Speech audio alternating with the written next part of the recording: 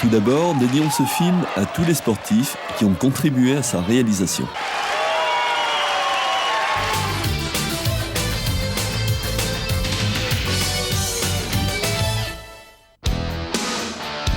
La plupart des images que vous allez voir ont été tournées lors de compétitions internationales pour la plupart.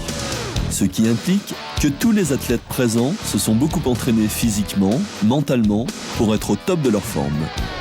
La participation à une compétition ne s'improvise pas. Il faut être rodé dès les premières minutes afin de ne pas se faire sortir lors des tours éliminatoires, souvent les plus violents. Cette préparation passe évidemment par une musculation spécifique pendant laquelle les différents segments musculaires et articulaires vont être sollicités. 90% des KO en karaté sont donnés par des techniques de poing. Ces dernières, exécutées essentiellement au niveau du visage, sont d'une efficacité redoutable. L'explosion dans ces techniques est essentielle. C'est là que réside toute l'efficacité du geste en karaté.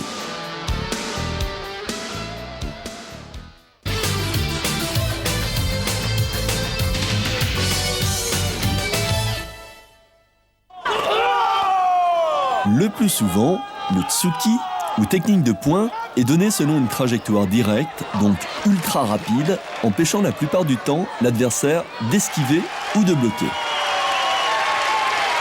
Si le visage de l'adversaire reste positionné sur l'axe principal de l'attaque, celle-ci prend alors toute son ampleur. La distance qui sépare le point de départ de la technique et la frappe à l'arrivée permet d'atteindre une vitesse d'une redoutable efficacité. Le poing agit alors comme un sabre qui frapperait et balayerait tout devant son passage. Même si les techniques de poing en karaté sont essentiellement données sur des trajectoires directes, il existe une multitude d'autres techniques nettement moins utilisées. Nous avons vu tout à l'heure par exemple la technique Uraken. Avec le revers de la main, cette technique est très démonstrative, surtout lorsqu'elle est donnée quand on ne s'y attend pas. Dans cette technique, c'est la rotation du poing et du bras autour du corps qui donne de la vitesse, sans oublier bien sûr à la fin du mouvement, la flexibilité du poignet. En karaté, d'autres techniques existent, mais il est souvent difficile de les voir en compétition car elles sont soit trop dangereuses, soit trop difficiles à exécuter. La compétition en karaté notamment est régie par des règles bien précises. Ils doivent tout d'abord porter des gants, des protèges tibias, des coquilles pour les hommes et des plastrons pour les femmes. À l'entraînement, la répétition gestuelle des techniques est nécessaire afin de parfaire ces trajectoires, le déclenchement, la rapidité, le coup d'œil, la fenêtre de passage, l'équilibre. Si un de ces paramètres n'est pas tout à fait maîtrisé, c'est là que l'incident survient. Heureusement, dans la plupart des cas sans gravité, le plus souvent par un saillement du nez sans forcément déplacement de la cloison nasale. Lorsqu'il y a touche au visage, le médecin doit immédiatement intervenir. Il doit vérifier bien entendu la partie touchée, mais aussi vérifier les trois parties essentielles. L'axe rachidien, l'axe vasculaire, la carotide notamment, l'axe respiratoire, le larynx. Après ces vérifications, le combat peut reprendre. Le médecin a la décision suprême. Il peut interdire à un combattant de reprendre le combat.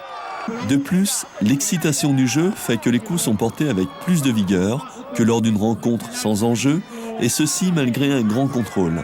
Car s'il n'y en avait pas, l'adversaire ne se relèverait pas. Les règles sont excessivement draconiennes. Au moindre contact, on pénalise le compétiteur. Au bout de 2 ou 3 touches, le compétiteur est éliminé. Rappelons ce qu'est un KO, c'est-à-dire knock-out. C'est un coup violent par lequel le combattant se retrouve physiquement choqué, ce qui entraîne un déséquilibre physique et émotionnel, pour ne pas dire psychologique. Cependant, beaucoup de chocs devraient être nommés knockdown quand l'un des adversaires est envoyé à terre, mais ne se retrouve pas forcément hors de combat. Ces accidents proviennent en général du manque de contrôle, mais aussi souvent à cause du stress. La pression est telle qu'à ce moment-là, le contrôle n'est plus du tout vérifié ni vérifiable. Notons que subir un KO lors d'un combat est toujours mal vécu par le sportif, et ceci pour plusieurs raisons. Sur le plan physique, tout d'abord, la récupération est fonction du choc et du niveau d'entraînement du sportif. Sur le plan psychologique, le KO est traumatisant. N'oublions pas que nous avons affaire à des athlètes de très haut niveau qui pour la plupart se sont entraînés des mois durant pour se préparer à telle ou telle compétition. Un KO est toujours difficile à vivre. Les raisons sont multiples. D'abord, l'atteinte à l'intégrité physique. Même si nous pratiquons un sport de combat et que le contact sévère fait partie des paramètres que l'on doit accepter, il n'est jamais agréable de le subir, voire de le faire subir. En théorie, les arts martiaux apprennent à se maîtriser en toutes circonstances. Dans la pratique, sur le tatami, il en va autrement. Ensuite, lorsqu'un KO survient, par exemple lors de tours éliminatoires, ceci est profondément déstabilisant pour le suivi de la compétition. Toutefois, même lorsque l'accident se produit, c'est à l'arbitre de juger s'il peut y avoir également simulation. Et s'il y a simulation, le compétiteur est sanctionné.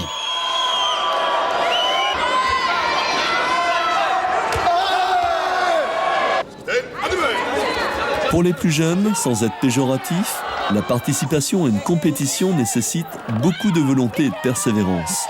L'émotivité est donc présente durant toute la compétition et c'est cette émotivité qui risquera de trahir son auteur lors par exemple d'un manque de contrôle. Notre but n'est pas de dénoncer une certaine violence sur les tatamis, bien au contraire, mais plutôt de remercier tous ces champions et de les féliciter même si certains ne montent pas sur les podiums. On peut remarquer que le karaté féminin n'a plus rien à envier au karaté masculin maintenant. La technicité est la même, la vitesse est la même, la tactique est la même, et je dirais que même sur certains combats, le physique pourrait s'en rapprocher. Souvent spectaculaire, le KO en karaté est associé à un enchaînement de techniques plus rapides les unes que les autres. En face, on a l'impression d'être dépassé par les événements, on est submergé par une déferlante qui nous arrive en pleine face. Comme le soulignait tout à l'heure Serge Chouraki, le rôle de l'arbitre est essentiel. Il est tout autant acteur que les combattants, ce n'est pas un spectateur. L'arbitre joue un rôle prépondérant dans le combat. Il doit jauger les combattants, établir quelles sont leurs limites. C'est souvent de lui que tout dépend. Pour cela, l'arbitre possède une arme infaillible qui permet de rétablir le contrôle. C'est la sanction. Laissons Serge nous l'expliquer. On peut remarquer toujours pour la sécurité des combattants, l'arbitre intervient très rapidement, dès qu'il y a contact. L'arbitre consulte, l'arbitre décide, avec l'approbation du médecin. Chez les féminines, nous ne sommes pas en reste de sensations fortes. Là encore, le training en salle, durant des heures, atteint sa maturité en compétition. Messieurs, vous n'avez qu'à bien vous tenir. Mesdames seront le cas échéant vous le rappeler. L'un des coups les plus inquiétants est l'attaque à la gorge. C'est une partie sensible et vitale du corps. Un choc dans cette zone peut entraîner un arrêt des fonctions vitales. Les touches au visage sont occasionnées en général ou par le poing, ou par la partie supérieure du pied, ou par le talon, et de temps à autre, par le tranchant intérieur de la main.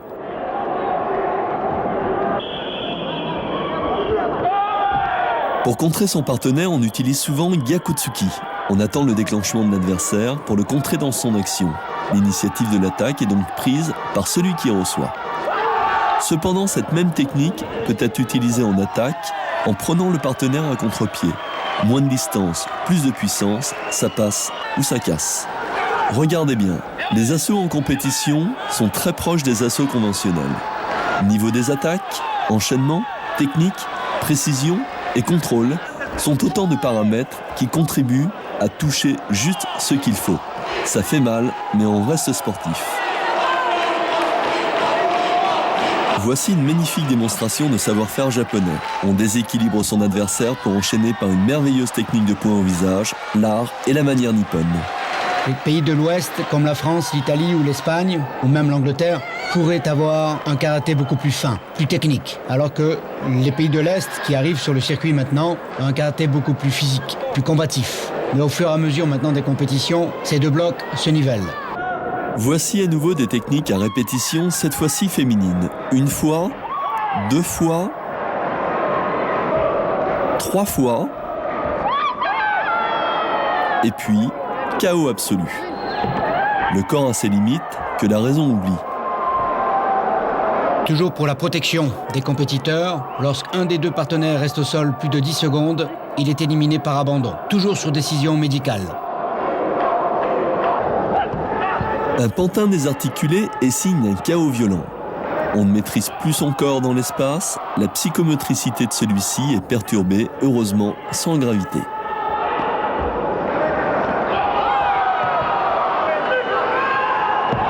Pour que la technique en compétition soit comptabilisée, le compétiteur doit montrer une attitude parfaite dans sa technicité.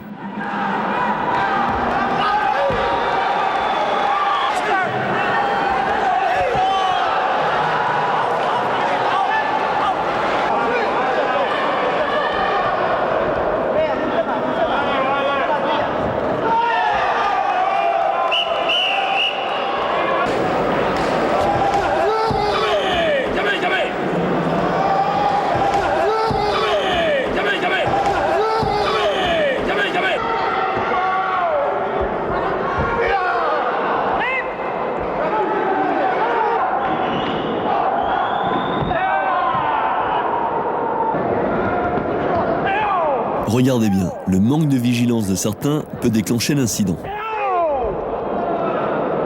Rares sont les chaos respiratoires. L'adversaire est contré dans son expiration au plexus afin de couper la respiration.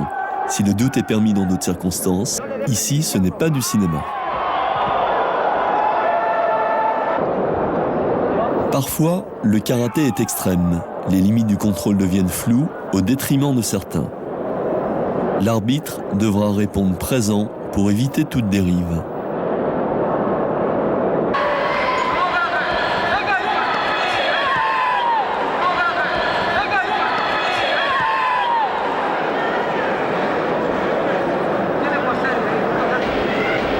La victoire est à celui qui entreprend, à celui qui désire et celui qui a la volonté d'aller jusqu'au bout.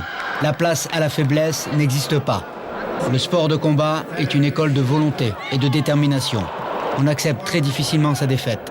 Et surtout, on se dépasse. On va au-delà de soi-même. N'est-ce pas une bonne école de vie ?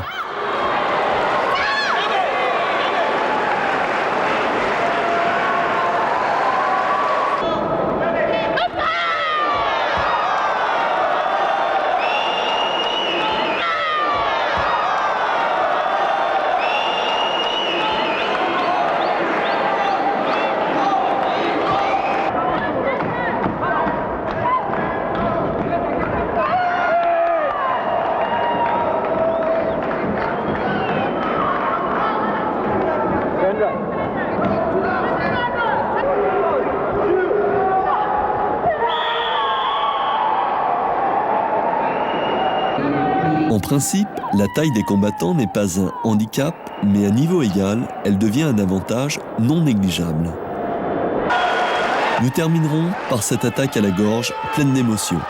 On en retient son souffle, presque pour compatir, mais heureusement sans gravité, cette touche restera dans la mémoire de notre jolie Mexicaine.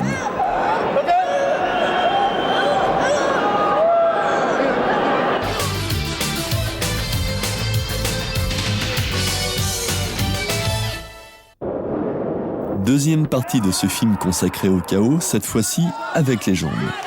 Moins souvent exécutés mais tout autant efficaces, le plus souvent encore, les chaos avec les pieds occasionnent des traumatismes différents.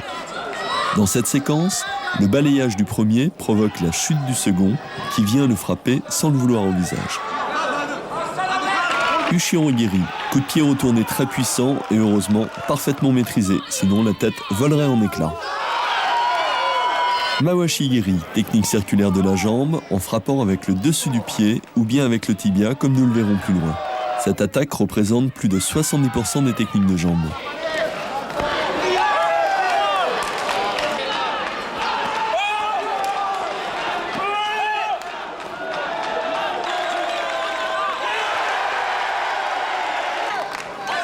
Uchihan Ogiri à nouveau, occasionnant un chaos respiratoire.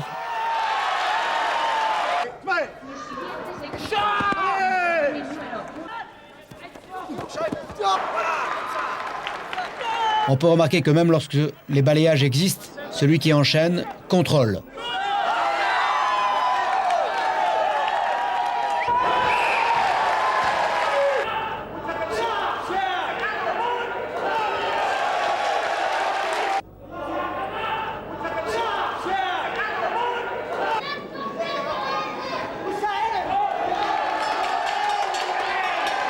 Sur les chocs en coup de pied, la mâchoire est la plus sollicitée.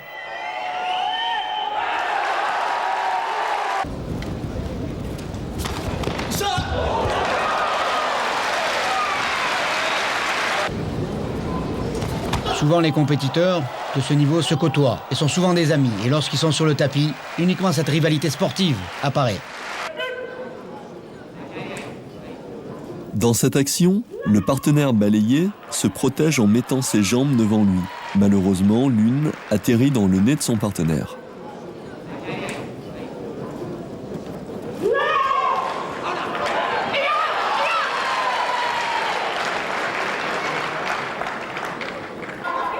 Sur Mawashigiri, coup de pied circulaire, le risque est de se faire toucher aux yeux lors de l'attaque avec les orteils. Lorsque la technique arrive sur la joue ou la pommette, le choc est encaissé par la boîte crânienne qui se trouve balancée sur le côté. Lors d'un championnat de très haut niveau comme un championnat d'Europe ou un championnat du monde, les compétiteurs peuvent facilement faire 10 à 12 combats, qui est énorme au niveau physique et surtout au niveau psychologique. La frappe avec le revers du pied, Ura-Mawashi, est plus difficile à contrôler car le talon s'avance dangereusement dans la garde du partenaire.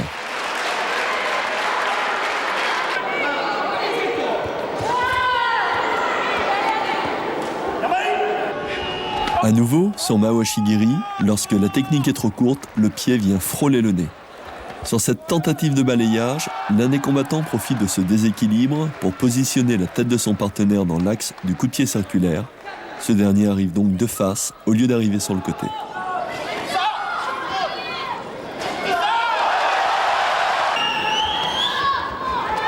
En Yokogiri, coup de pied latéral, la puissance du mouvement est donnée par le déhanchement du bassin. Coup de pied très puissant, la tête du partenaire est désaxée, le corps désarticulé.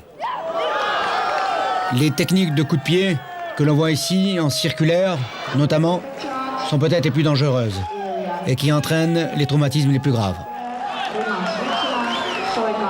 Les KO au visage, là, sont plus fréquents. Il est vrai que la partie qui entre en contact avec le visage est beaucoup plus importante, qui peut aller de la mâchoire à l'arcade. À nouveau, le coup de pied avec le revers vient frapper cette fois-ci le nez.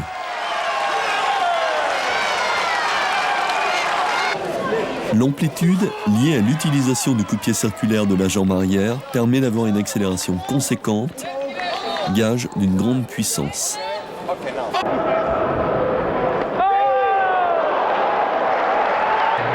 Lors d'un balayage, les risques sont nombreux.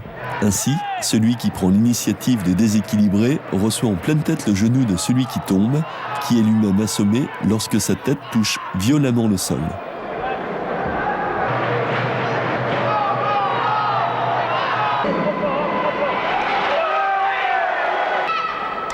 Décidément, les Japonais ont du style.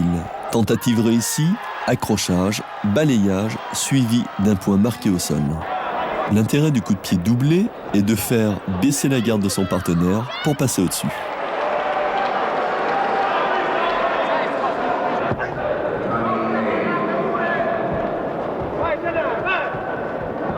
Dans cette action, la violence de la chute se fait au niveau des cervicales. La perte de repère dans l'espace est le signe d'une désorientation suite à un choc. Le partenaire s'est enroulé autour de lui.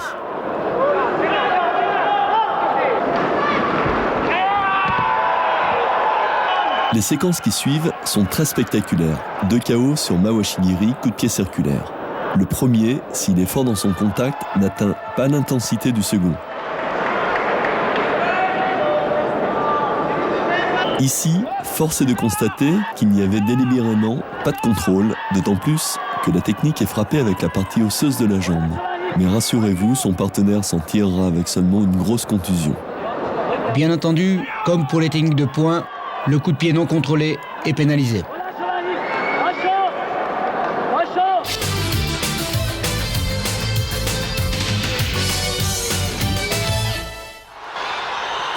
En taekwondo, les KO existent, bien entendu. Ceci pour une raison principale, le contrôle des techniques de pied n'existe pas.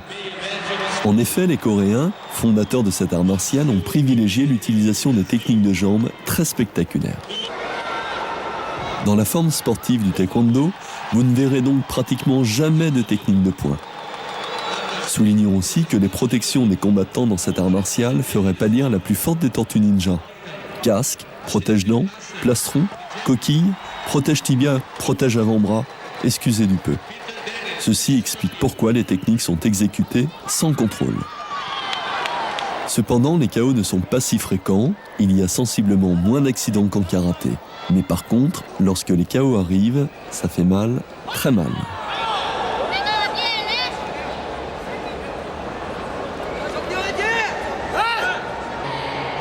Sur la scène internationale, les Coréens dominent leur art et ils entendent bien le faire savoir.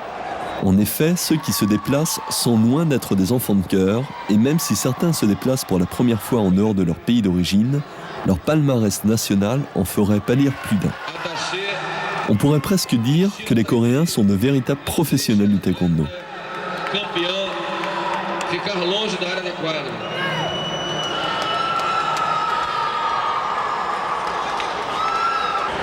Le côté aérien des techniques est amplifié par les fortes et rapides rotations des combattants.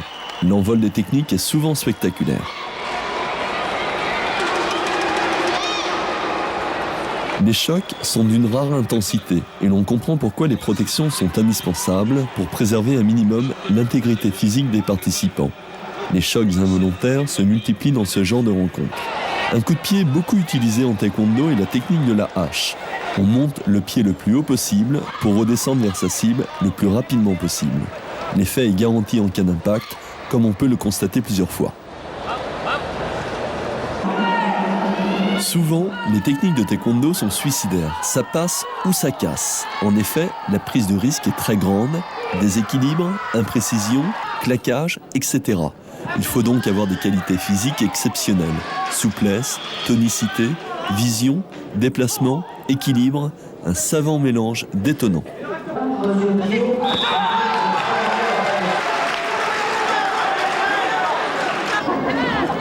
Mondo Ryochagi ou coup de pied retourné. Casque indispensable. Rappelons que les contrôles de vitesse et de frappe n'existent pas. Si le casque est indispensable, il ne protège pas forcément la face et ça casse. Certains prennent des risques. Tel un derviche, ce combattant ne semble pas vouloir s'arrêter de tourner et il se fait cueillir à l'arrivée.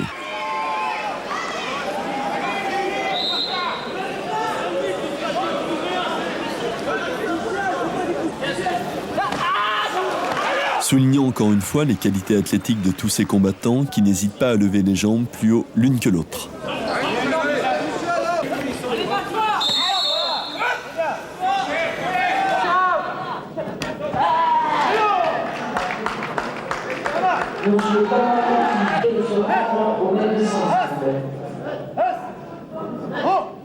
En taekwondo, les coups d'arrêt sont d'une rare intensité. Avec le timing, ils stoppent net leur adversaire. Par rapport au combat en karaté, les combattants semblent plus mobiles, mais forcément moins bien protégés par leurs mains puisqu'ils ne s'en servent pas. Le pied d'appui est souvent en déplacement en même temps que la technique de jambe. La synchronisation est parfaite. Parfois, les niveaux entre les combattants semblent inégaux sur bien des points. Les KO vont se succéder parfois de façon extrême. Plus surprenant encore, la capacité d'encaisser pour certains, car là aussi, il faut le faire.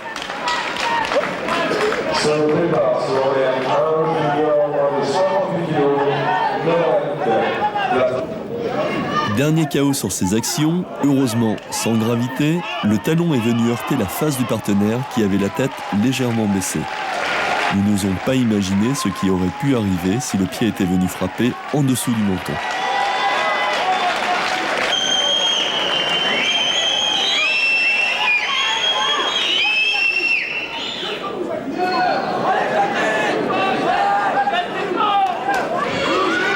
La puissance développée par les rotations est fantastique. Il s'agit en l'occurrence de poids lourds, plus de 90 kg, agile, rapide, le port du plastron est obligatoire.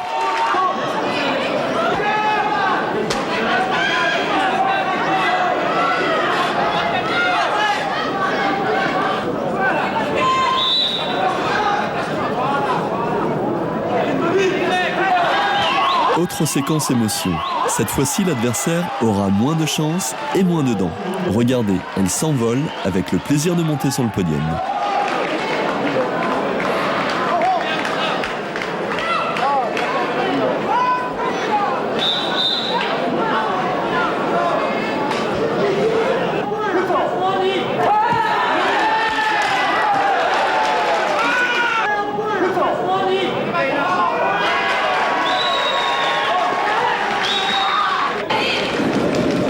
passagers n'ont rien à envier à leurs aînés.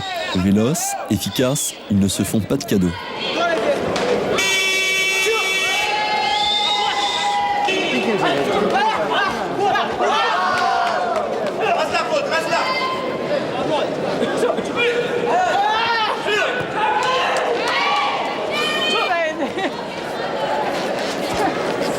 Un coup de pied de cette puissance dans la poitrine, sans le port du plastron, vous donnerait certainement l'occasion de penser que vous allez porter un gilet pare-balles pendant plusieurs mois. Fracture des côtes, écrasement du thorax, vous pouvez dire adieu à votre entraînement quotidien. C'est bon, ça fait voilà.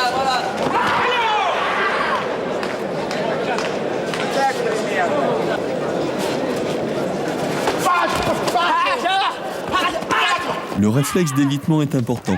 Ça peut vous sauver la peau.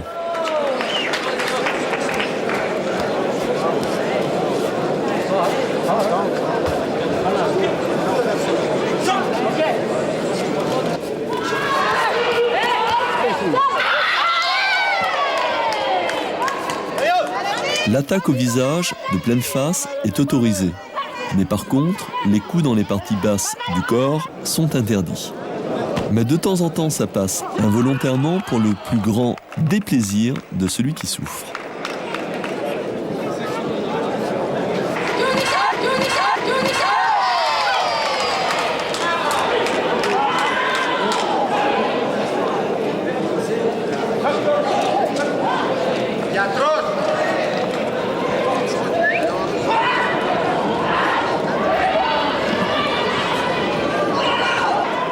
Il arrive aussi que les genoux s'entrechoquent. Pauvre ménisque.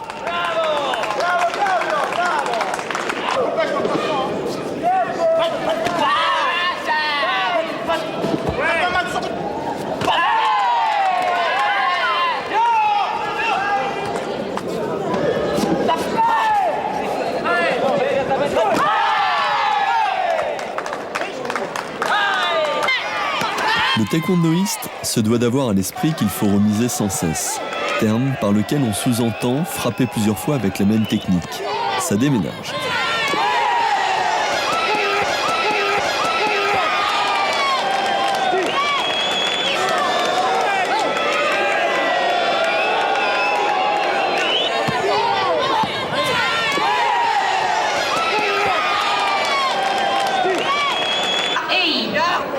Category minus 64 main.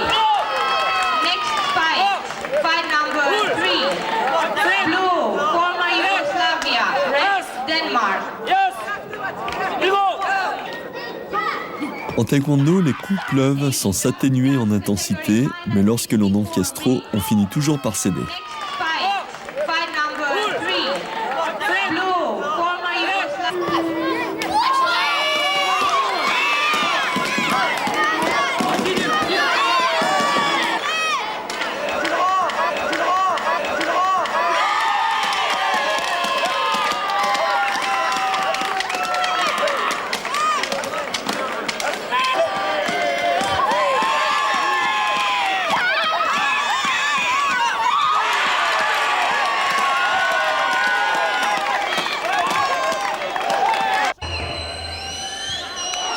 Le coup d'œil au sens figuré est primordial. On déséquilibre son partenaire et on le frappe là où il ne s'y attend pas.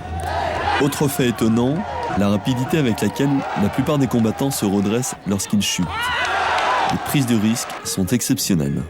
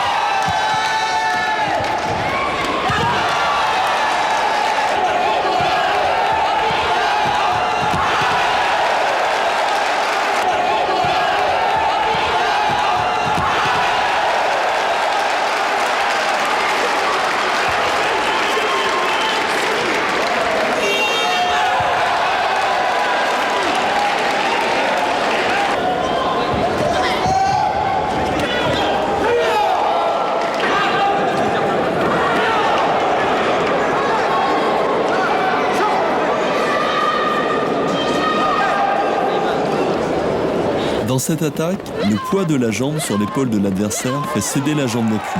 Résultat, rupture des ligaments.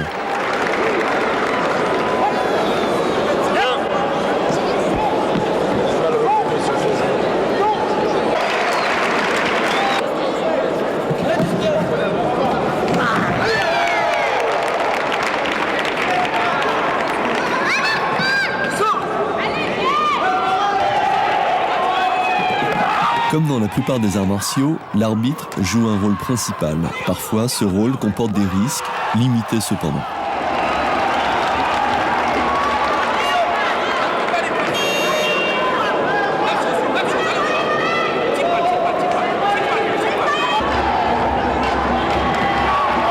Soulignons que sur le devant de la scène internationale, les Français figurent en bonne liste.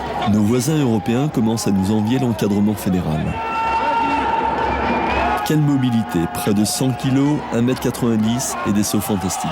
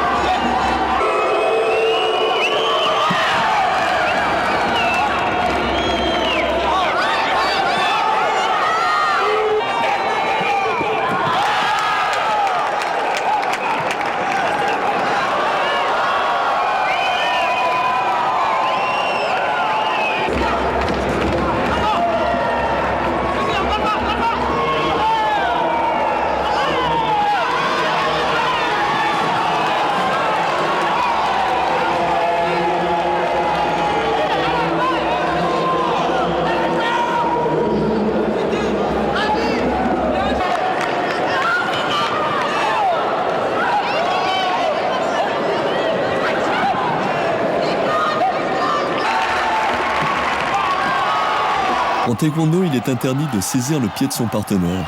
Dans ce cas, la chute est brutale, le corps s'enroule autour de la tête, dangereux pour les cervicales.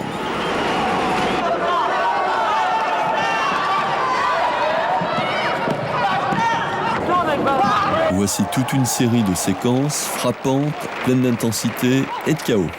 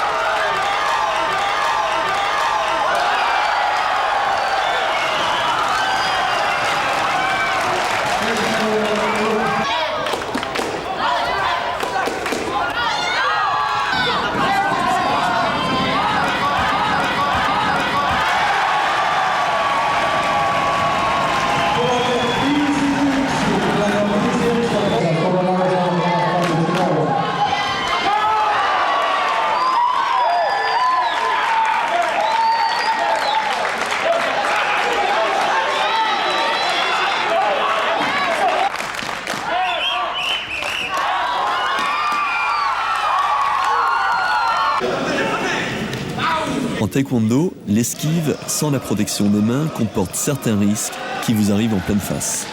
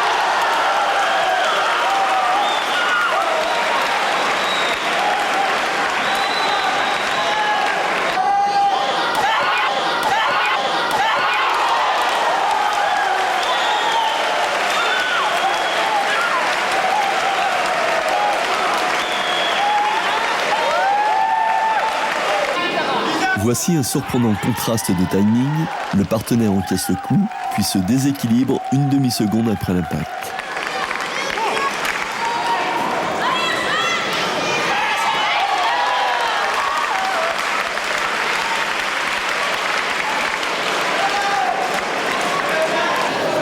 Sur les tatamis, les Coréens font la loi, ils le font savoir en démasquant leurs adversaires.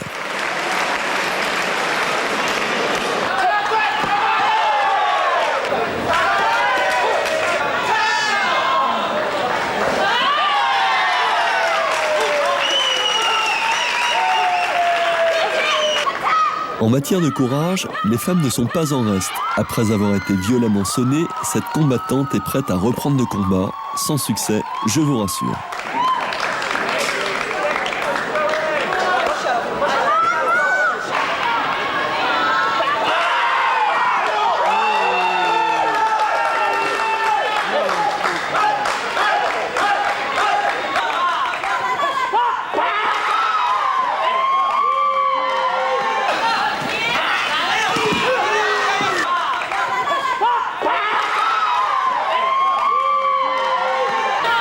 Nous terminerons ces KO par cette magnifique technique de balayage suivie d'un ciseau au corps digne des techniques de Viet Vo Dao.